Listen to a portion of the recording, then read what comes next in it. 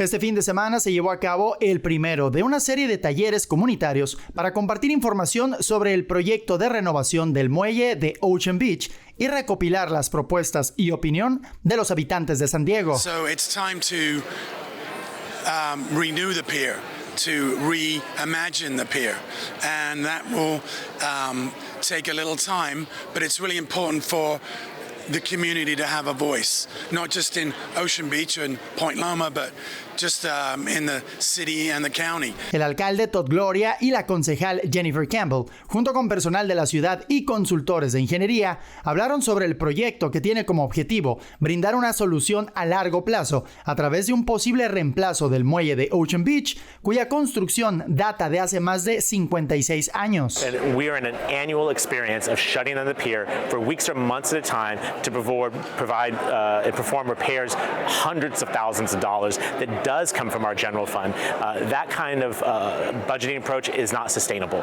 It is not a wise use of taxpayer dollars.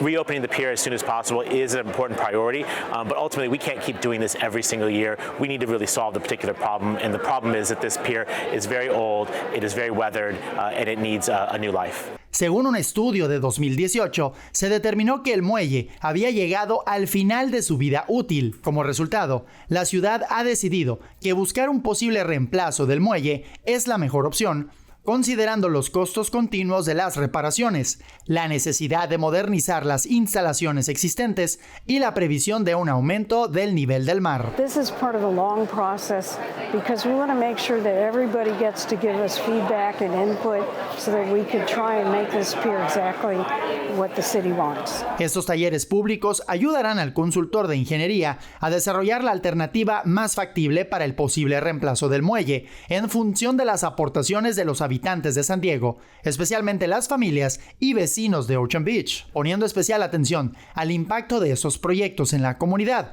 los permisos ambientales, la sostenibilidad, el uso operativo, el costo, la importancia histórica y otros factores. Well, the way that they have been doing it doesn't work because it just gets ripped up every time. So, I mean, I don't know if it's a matter of engineering or the construction or the orientation or dealing with climate change, but they can't just rebuild it the way it's been done. It's worked for 50 years. So I just hope that they can do it without, I don't want to see a bunch of corporate logos on it. I just want it kept friendly and simple and a place to go. And you know, our preliminary reviews are talking about a project that would be north of $40 million, could be as much as $100 million. Para la comunidad, para ti, Edgar Gallego, KSDY Noticias.